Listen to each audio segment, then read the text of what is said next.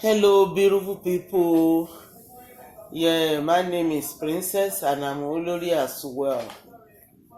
Yeah, orúkọ tèmi ni ọmọ ọba obìnrin and Olori láàfin. Ẹ̀yin ènìyàn mi ẹ kú ọjọ́ mẹ́ta ṣé àlàáfíà lẹ wà. Then orúkọ ilé-iṣẹ́ wa ni Yorùbá American Comedy. A máa ń sọ̀rọ̀ nípa ìròyìn, a máa ń gbàyàn níyànjú, a dẹ̀ máa ń sòótọ́ àkínjà. A máa ń múnú èèyàn dùn gan-an. Ẹni tó bá wà nínú ìrònú jọ dùrònú sọnù. Forget about your sorrow. Kó wá jókòó kó máa gbọ́ nǹkan tá a fẹ́ sọ. Torí pé ọ̀rọ̀ tó lágbára tó pọ̀ díẹ̀ ni tó dẹ̀ lè mú àyípadà bá ọ̀pọ̀lọpọ̀ ènìyàn. Especially nílẹ̀ Yorùbá àti nílùú aláwọ̀ funfun àwọn ọmọ wa tó wà ńbẹ̀ gbogbo lọ́kùnrin àti lóbìnrin. Àwọn princess and princess wa all over. Yes. Ẹ̀yin ènìyàn mi, mo rí kinní kan ní ẹnu ọjọ́ mẹ́ta yìí. Mo rí ní ààfin bàbá wa ní Ìbàdàn, ààfin Olúbàdàn, níbi tí wọ́n ti ṣẹ̀ṣẹ̀ jẹ ọba tuntun. Ọba Ṣówólabí ni wọ́n pè wọ́n. Ẹ má bínú tí mi bá pè wọ́n orúkọ wọn dáadáa o. Kábíyèsí o bàbá wa, kábíyèsí o, kábíyèsí o. Ẹ káàbọ̀ sí orí ìtẹ́ bàbá yín o. Ẹ dàgbà ẹ pẹ́ fún wa o. Ẹ dògbó jù báyìí lọ lágbára Ọlọ́run. Our governor Makinde, ẹ kú ọjọ́ mẹ́ta mẹ́ẹ̀ẹ́dẹ̀ kú àlejò ńlá ni àwọn bàbá. Ẹ kú ìnáwó wọn. Ẹ̀yin náà ẹ pẹ́ fún wa o.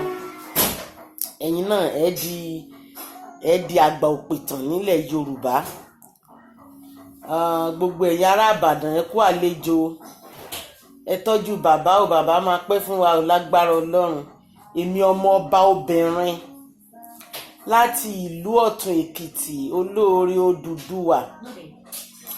Ó ní mò ń bá yín sọ̀rọ̀ yìí o.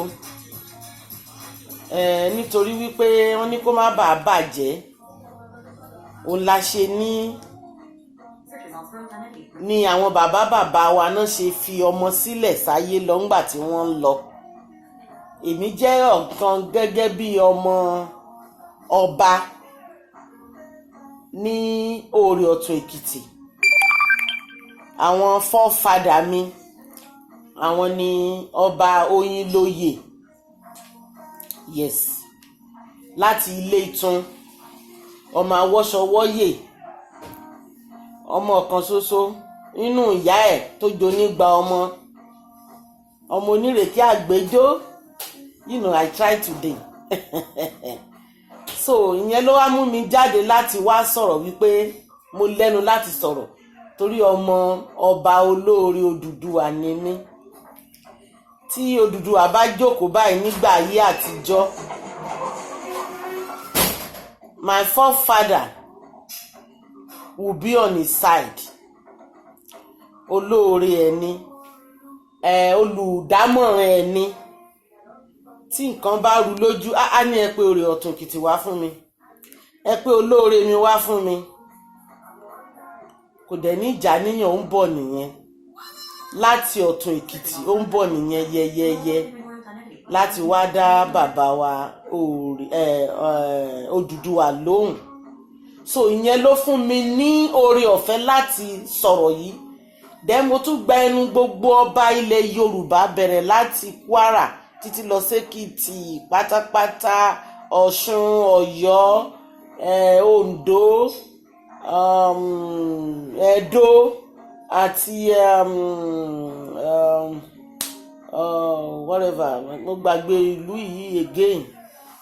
Nílùú Tápà lọ́bẹ̀yẹn Yorùbá náà ni gbogbo wọn. Títí dédé Benin gan sef Yorùbá ni wọ́n sọ Yorùbá ń bẹ̀. Lọ sí Brazil wọ́n sọ Yorùbá ń bẹ̀, ara ilẹ̀ Odùduwà náà nìyẹn.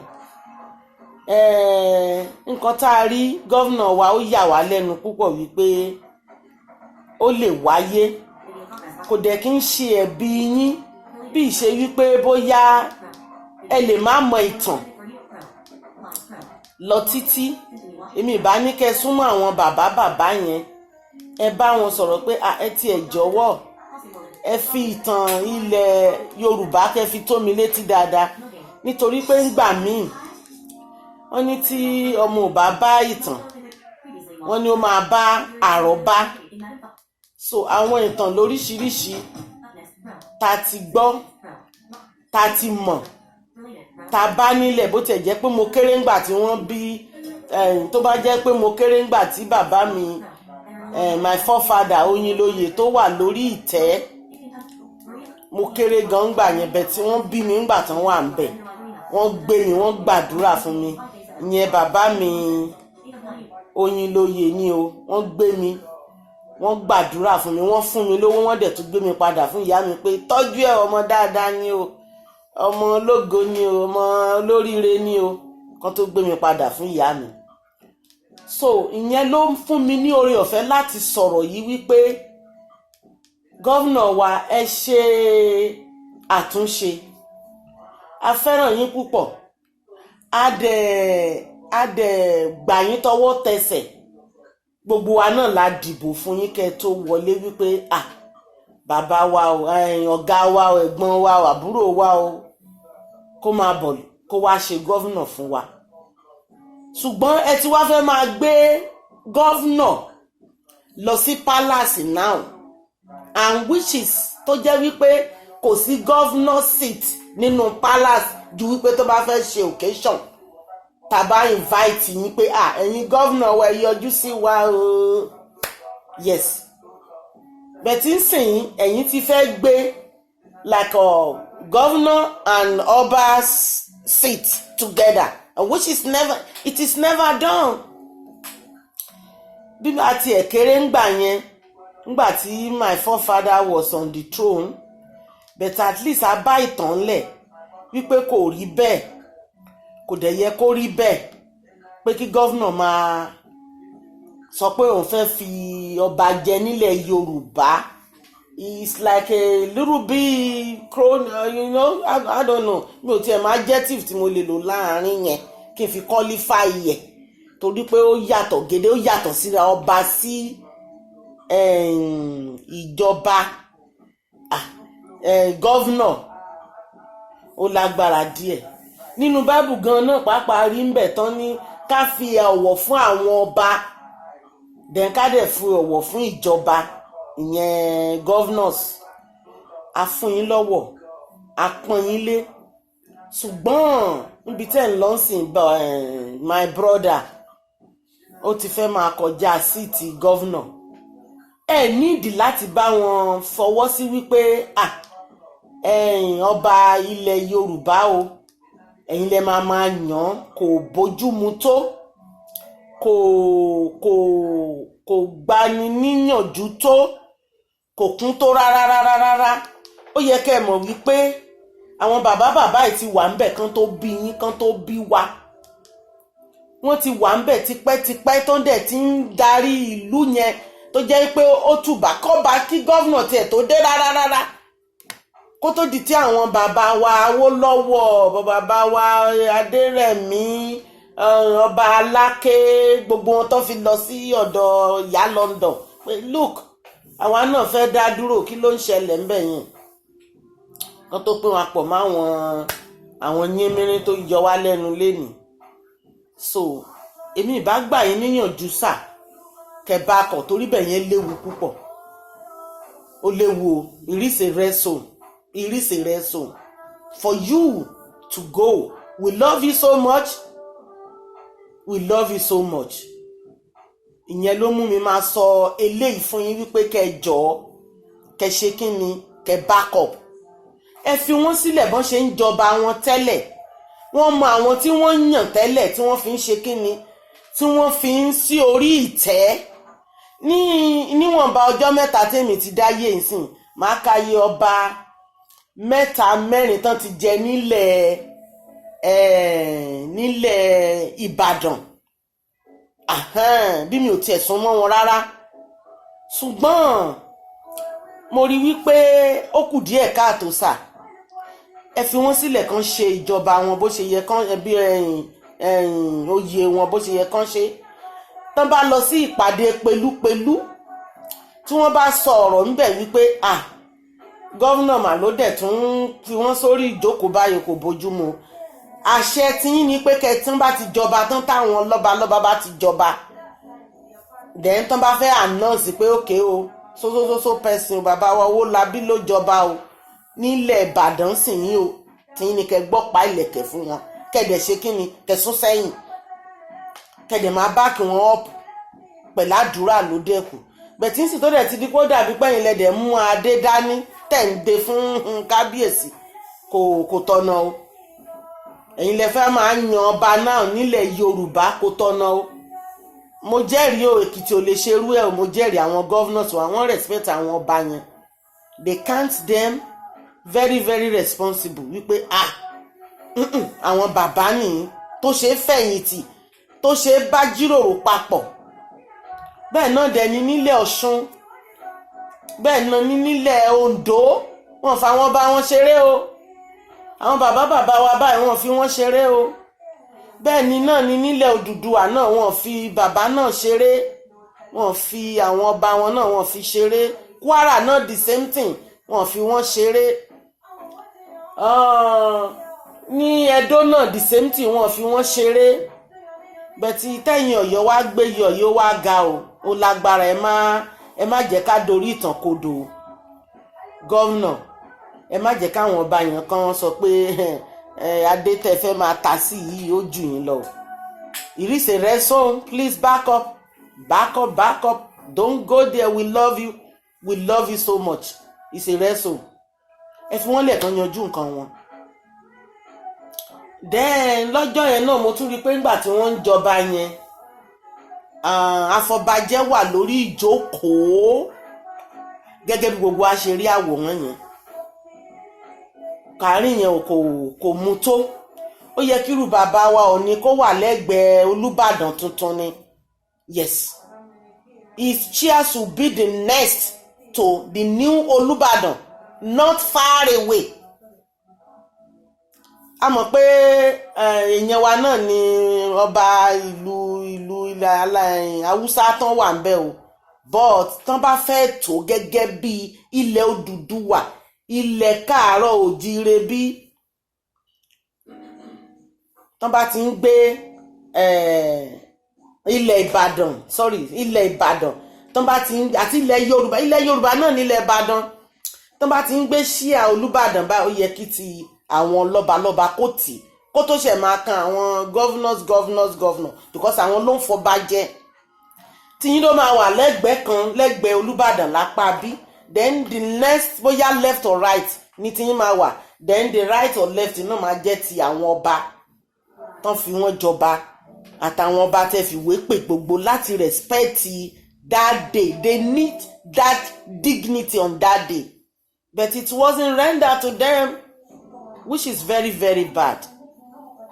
Dignity tẹ́ fún wọn lọ́jọ́ yẹn respect yẹ kò kún tó ìtẹ́ fún wọn yẹn kò kún tó àtọ́ kí n bá yín sọ òótọ́ ọ̀rọ̀. Ṣé mọ̀ pé mi ò bá fẹ́ tán mi ò kí ń ṣe ọmọ Ilé Ifẹ̀.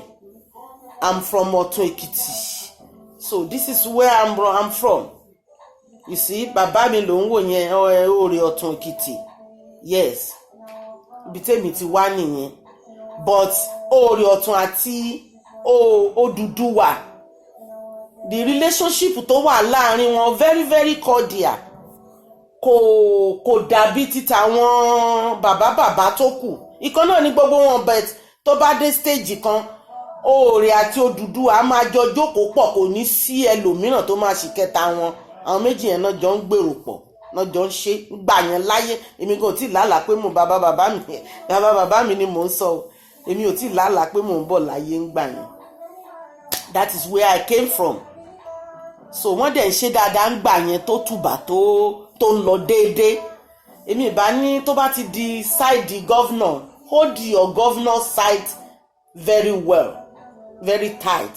When it's becoming to the other side, please back up, stay away pátápátá. Torí kò ní dáa kó jẹ́ wípé àwọn ọmọ kéékèèké tí ò tó yín wọ́n á máa wọnú sí yín lára pé kí ló ṣe gọ́vnà yẹn ṣé òun ló máa kọ́kọ́ jẹ ni ṣé òun ló kọ́ máa ṣe. I could remember the time of Bọ́lá Ìgè, Ajásin, Olúṣẹ́gun Ọ̀ṣọ́bà, Jákàndé lọ bẹ́yẹn láwọn àwọn 5 states tó yàn lẹ́yìn region, western region. Àwọn ni first alágbádá tá a máa kọ́kọ́ ní. The way they behave at that time, àwọn gan wọ́n respect ọba now. Wọ́n respect ọba o. Ajásin ò fa àwọn ọba Ondo Èkìtì ṣeré o. Then Olúnlọ́yọ̀, she was Olúnlọ́yọ̀. Ṣé Olúnlọ́yọ̀ ni?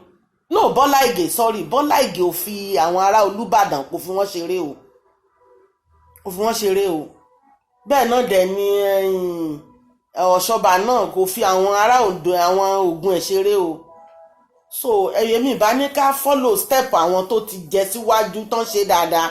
And you too, you are doing good, but you need to put more a little bit effort so that things can go very well, especially in Ibadan land. The way Ibadan is I don't know. Ibadan is upside down. It's not like before. Ibadan was a place where all Loba used to go. Kó tó di pé wọ́n fún wọn ní up to now dà pé náà ibẹ̀ náà ti ṣì ń ṣe. Ibadan was the first capital for the whole region, the western region. Táwọn Awólọ́wọ̀ máa ń lọ, àwọn bàbá wa ọba tí gbogbo wọn lọ tán ti ń pàdé. And kò wá yẹ kó dojúrú náà, ẹ jọ̀ọ́ ẹ bá wa tún ṣe. Ẹ̀yin náà rí báwọn governors wọn yẹn gbọ́n ṣe tán yan àwọn ọmọ kéékèèké pé kó máa ṣọ́ọ̀lù tán da ọlọ́dẹ síta. It happened in Ogun State too. That's how they captured those our enemies.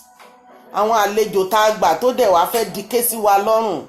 You know, we need to find something to that side. It is a good advice and a suggestion that if you could do that would be better.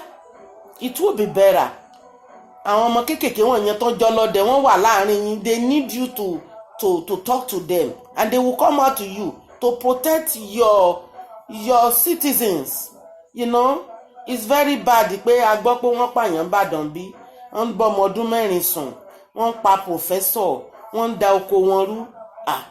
Ẹ̀yin ò rí bí Oyèbánjí ọ̀gá mi ṣe ni. Wọ́n bọ́ sóde ni ó tó gẹ́ ikán kẹrù ràn kan á lọ. Ká gbàlejò ní orí ti tó kẹrin ìyá pàbọ̀ nípa kínní. Ẹ má bínú pé mo tún já Èkìtì sí ń bẹ̀ yẹn, yíṣẹ́ mo ṣe mọ̀ bí ọmọ ọkọ ni mí. So bó ṣe jẹ́ nìyẹn. Mo bẹ̀yìn lórúkọ lọ gọ́vnà ẹ bá wa túnṣe kó dáa.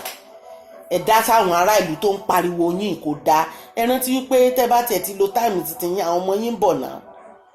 Ọmọ Bọ́lá Ìgè ló sọ pé òun máa gbàpò tí ìdìbò lé nìkan má jò wọlé. Bẹ́ẹ̀ la Jásin. Bẹ́ẹ̀ lọ́mọ borí owó, bẹ́ẹ̀ ni Ọ̀ṣọ́bà, bẹ́ẹ̀ ni Jákàndé. They were expecting them to show up because their father they have a good legacy that their kids are supposed to follow, and the whole country will join hand and support them. But tílẹ̀ ò bá dá ń kọ́ àwọn bàbá wọn ti domi sílẹ̀. That's why they can àwọn náà ní oore ọ̀fẹ́ láti tẹ̀lé tútù. Ẹ̀yin náà ṣe dáadáa torí àwọn ọmọ yín lẹ́yìn wọ́n ọ̀la máa ní àwọn ọmọ Makinde ni wọ́n máa dá lóhùn. Àwọn títí bàbá ẹ̀ pa ńgbà tó wà ń bẹ̀ ni tó fojú wa rí. You know, and it's going to be a big embarrassed to the child of that time. So kò ní dáa. You know, gbogbo yín la fẹ́ràn yín dáadáa. Ẹ ṣe dáadáa. Ẹ̀yin ò rí ọ̀gá Sanwó-Olú ni. Ọmọ bàbá mi lẹ́kọ̀ọ́ mídẹ̀mídẹ̀. Ọ̀bọ̀dá máa ń ṣe gidi gan. Yàyà mẹ́fà ó ń ṣe ń bẹ̀ yẹn. But this man will go outside and start picking the children outside. You know, those poor children, he will go and start picking them, giving them a scholarship, send them to the better place. Talk to their parents. Why your children are outside by this time? Why? And the other children are in the class learning. You left your child outside láti máa kiri minerals lásìkò yìí. You know, it's a good thing. Sanwó-Olú now, he has already, he is leaving us a good legacy. Tẹ́ pé táwọn bàbá wa bá tún kúrò ńbẹ̀, àwọn náà tún lè síìtì yẹn tún lè tọ́ sí wọn lọ́jọ́ iwájú ní presidential seat, because he has done it and we could see it. Oyèbánjí too, he did it. So please, mo bẹ̀ yín lórúkọ Ọlọ́run bàbá wa Mákindé, ẹ̀gbọ́n lẹ jẹ́ sí mi ò yín náà fàdà. Ẹ má bí ní o, ẹ̀gbọ́n lẹ jẹ́ sí mi. Bábúrò náà dẹ̀ lẹ jẹ́ ìkànnù méjèèjì ṣá. Ẹ mo ṣáà mọ̀ pé brother and sister ni wá. So mo bẹ̀ yín, ẹ tún sí tìyẹn ṣe, ẹ má jẹ́ ó bàjẹ́ lásìkò tìyín o. N tó bá yẹ kẹ́ ṣe ni kẹ́ ṣe, do it at the right time, do the right thing at the right time. Kò sí ìgbà tẹ́yìn bá ṣẹ̀tàn lẹ́nu. Gbogbo aráàlú ń pariwo, obìnrin ń pariwo, ọkùnrin ń pariwo, there is no way to be go. Àwọn tó dẹ̀ tẹ́ gbà lálejò tó dike sí yín lẹ́yìn ọrùn yìí, what the hell you supposed to do it. Don't má jẹ́ kán máa ẹ má jẹ́ kán máa sọ̀rọ̀ yín láì dá pé kọ́lọ̀ sáàtì ẹ̀jọ́ lò tó nílò kó kúrò ń bẹ́ kó máa lọ, ẹ má jẹ́ kó yẹn ó kọ sí yín. Mo bẹ̀yẹn lórúkọ lọ́yẹ̀ bá ṣẹ́ ìlú mi nìyẹn lọ́tún Èkìtì nìyẹn, ọ̀tún Èkìtì lẹ́yìn ni lúlé olóore Odùduwà ó ń lé yín ní obì kan tí bàbá mi ń ṣọdún, wọ́n bá ń ṣe ìwúyè ìlúgbè kan dórí oyè àbáríyan kí ni bẹ́ẹ̀ ni orí ọ̀tún Èkìtì. Bàbá mi Ọọ̀ni ló wà lẹ́gbẹ̀ẹ́ wọn yẹn, because it has been like that from the beginning and it can never be stopped. Kò sẹ́ni tó lè dá dúró. So ni mo ṣe ní kí n gbé jáde fún kẹ́ lè mọ bí mo ṣe jẹ́, pé kì í ṣe bóyá mo ẹnu mi kàn yọ, ẹnu mi ò yọ. I came out on behalf of all the Obas of Yoruba land that please, Governor Makinde, please, ẹnu omijé àwọn citizen yín nù, ẹ gbọ́ nǹkan tó ń sọ, ẹ bá wọn dá sí, kò dìgbà tẹ́ bá ṣẹ̀ṣẹ̀ lọ kógo àwọn military àwọn yẹn ò ráyè títí yín. Àwọn ará ìlú ló mọ ibi tí àwọn kinní wọ̀nyí wà, àwọn ló mọ ibi táwọn tó ń ṣiṣẹ́ ibi ìwà, àwọn náà máa point fún yín. See something, say something, àwọn náà máa sọ fún yín. Àmì wo ló fẹ́ máa lọ fi mú yín káàkiri inú igbó ṣé Ìbàrà ni àbí Ìbàpà or something, if I don't call it right. Is it Ìbàràpá? Yeah, I got it. Ìbàràpá. So àwọn ará ìlú yẹn ló máa mú yín lọ pé ibi tó ń gbà ní ibi tó ń gbé ní. Then you do what you supposed to do. I don't tell you to kill them. Then call them together, talk to them, let them know that you are concerned. Don't just ignore them like that, you know. So ẹ ṣé mo dúpẹ́ sá o. Thank you so much. Until when I talk about Yoruba land again, I love you. Bye for now.